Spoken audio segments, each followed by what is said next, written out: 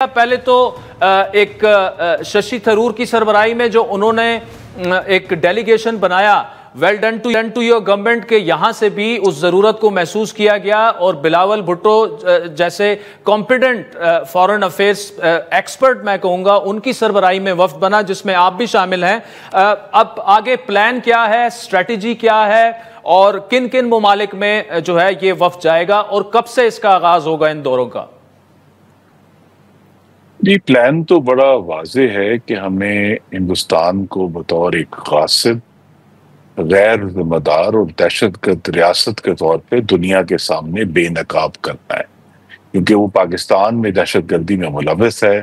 पाकिस्तान में वो जो है किराए के कत्ल की कैंपेन में मुलव्वस है, जिस तरह वो कनाडा और अमेरिका में मुलव्वस है।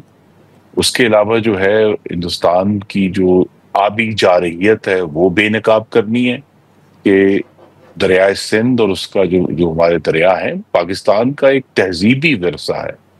और उसको बतौर एक जंगी हथियार के इस्तेमाल करना जो है ये किसी भी जिम्मेदार रियासत का तरीक़ेकार नहीं है दुनिया में। इसी तरह जो है जो तीसरी चीज़ है वो अभी तक जो मकबूजा कश्मीर में वो इसराइली टैक्टिक्स इस्तेमाल किए गए हैं। उन्होंने कश्मीरियों के घरों को बम लगा के उड़ाया है। उन्होंने अब बहुत बड़ी तादाद है जिसको उन्होंने डिपोर्ट किया है, और वो जो पुरानी रविश है कि तशद्दुद करना और जो एनफोर्स्ड डिसअपीयरेंसेस वो भी अपनी जगह पर जारी है। लेकिन चौथी चीज़ भी उतनी ही अहम है जो कि मार्का हक के नतीजे में आई है कि हिंदुस्तान एक गैर जिम्मेदार जौहरी ताकत है जिसने बैलिस्टिक मिसाइल्स का इस्तेमाल किया है। उन्होंने पाकिस्तान पर एक झूठा इल्ज़ाम लगाया है, लेकिन झूठा इल्ज़ाम लगाया इसलिए है कि वो असल में उसके मुजरिम हैं। ब्राह्मोस मिसाइल का इस्तेमाल जिसके जरिए नूर खां एयरबेस को और बोलारी को अटैक किया गया, ये आदिल साहब बहुत ही भयानक अमल था हिंदुस्तान का, जो कि बिल्कुल हमें जौहरी जंग के करीब ले आया था। तो हमें हिंदुस्तान को एक्सपोज करना है। मैं फिर कहूँगा कि गासिब, गैर जिम्मेदार और बदमाश रियासत के जो कि किसी भी तरह अपने मामलात को या अपने हमसायों के साथ चलने का हल नहीं है, और इसके जो उसका हल है इन चारों इश्यूज का, वो दिलचस्प बात यह है कि जिसको आज तक हम कहते हैं कि मसला कश्मीर, अब मसला कश्मीर जो है इन मसलों का हल बनकर सामने आया है कि अगर वो हल होगा तो फिर इस खित्ते में एक देरपा अमन आएगा, हम जौहरी ताकत से बचे रहेंगे। अगली बात जो मुझे करनी है कि सिर्फ सफारती मिशन से ये काम नहीं होगा, हमें बैक वक्त जो है इसमें एक इंटरनेशनल लॉ की कानूनी जंग भी लड़नी है, हमें एक इबलाग की और प्रोपेगेंडा की जंग भी लड़नी है, और उसके बाद जो काइनेटिक वॉरफेयर है उसकी नेचर चेंज होगी, क्योंकि आपको मालूम है कि कल वजीरिस्तान में भी एक हमला हुआ है, किला अब्दुल्ला में भी एक हमला हुआ है, एक फौज के सेकंड लेफ्टिनेंट को अगवा किया गया है, एक मजहबी लीडर का कत्ल हुआ है, और कल ही वेबसाइट्स के ऊपर आज़ाद बलूचिस्तान का नया नक्शा जो है वो फैलाया गया है। तो हमें हर महाज पर बैक वक्त लड़ना है, लेकिन ये जो इशू है कि दुनिया के सामने हिंदुस्तान को बेनकाब करने का आगाज इंशाल्लाह ये डिप्लोमेटिक मिशन करेगा। अच्छा, और ये खुर्रम साहब सुनने में कि शायद जल्द ही फॉरेन ऑफिस में ब्रीफिंग होके ये पूरा प्लान किया जाएगा कि कब से इसका आगाज किया जाए, किन किन ममालिक में जाया जाए। लेकिन एक बात जो मैं आपसे पूछना चाहूँगा, क्योंकि मुझे पता है कि शशि थरूर की कुछ बुक्स के आप रीडर भी हैं, लेकिन वो शख्सियत थे, बड़ी सेन वॉइस किसी ज़माने में समझे जाते थे। मोदी ने जिस वक्त गुजरात में जेनोसाइड किया मुसलमानों का, उसका उन्होंने जो है मजम्मत की, लेकिन आज वो एक एग्रेसर, नरेंद्र मोदी को अब दुनिया एग्रेसर के तौर पर जानती है। उनका वफ्द लीड करके एक ऐसा केस प्लीड करने जा रहे हैं जो कि इंडिया बहुत पहले हार चुकी है, और दूसरी जानिब बिलावल भुट्टो जरदारी हैं। जी, पाकिस्तान का जो मुखालिफ तासुब है वो धीरे हम समझते हैं कि बड़े पढ़े लिखे हिंदुस्तानी हैं,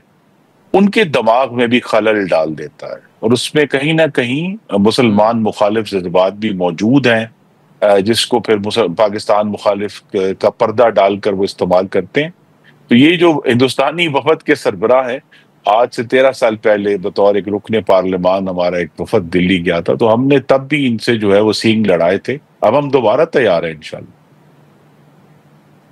اچھا خرم صاحب، دوسرا یہ بتائے گا کہ ایک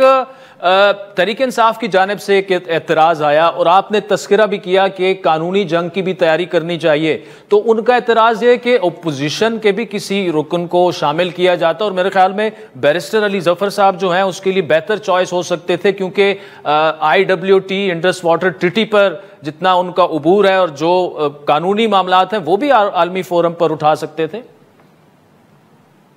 جی، یہ بات واضح ہونی چاہیے کہ یہ پارلیمانی وفد نہیں ہے۔ یہ آپ دیکھیے نا، اس میں بشمول میرے 4 وزرائے خارجہ جو ہیں وہ شامل ہیں، 2 سابق سیکرٹری خارجہ شامل ہیں، سفراء شامل ہیں۔ تو یہ ایک ایکسپرٹس کا ڈیلیگیشن ہے جو دنیا میں جا رہا ہے، اور اس کے نتیجے میں جو انشاءاللہ بہتر سبق حاصل ہوں گے، پھر ایک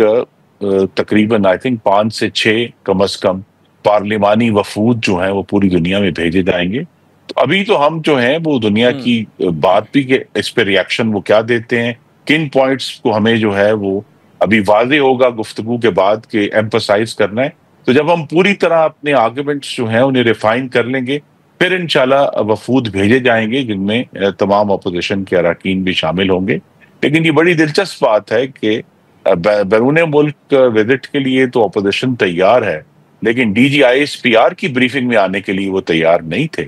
اور وزیر اعظم نے جو ایک کھانا بھی کچھ عرصہ پہلے رکھا اس میں بھی وہ آنے کے لیے تیار نہیں تھے۔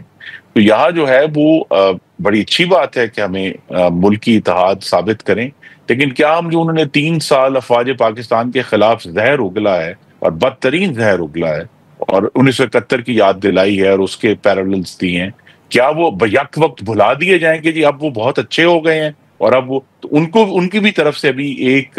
واضح عندیہ آنا ضروری ہے کہ وہ اپنی جو فوج مخالف براہ راست ایک جو مہم چلائی ہے اس سے وہ پیچھے ہٹے ہیں، اس کو ختم کیا ہے، اور اب وہ جو ہے اس پارلیمان کو اور دوسرے جو نظام ہے اس کے ساتھ چلنے کے لیے تیار ہے۔ لیکن آج پھر انہوں نے دھمکی دے دی کہ جی ہم تو عدم اعتماد لائیں گے۔ لہذا PTI کی جو گفتگو ہے اور ان کے اعتراض کرنے میں تو وہ ظاہر ماہر ہیں، لیکن جو تعمیر ہے، جو کنٹریبیوٹ کرنا ہے، مثلا میں جاننا چاہوں گا کہ ان کی کیا کنٹریبیوشن ہے ابھی تک کہ خیبر پختونخوا میں دہشت گردی جو ہے اس کے خلاف لڑنے کے لیے ان کے پاس کیا تجویز ہے؟ کوئی تجویز نہیں ہے، صرف سیاست ہے اور اقتدار کی ہوس ہے اور اعتراض ہے۔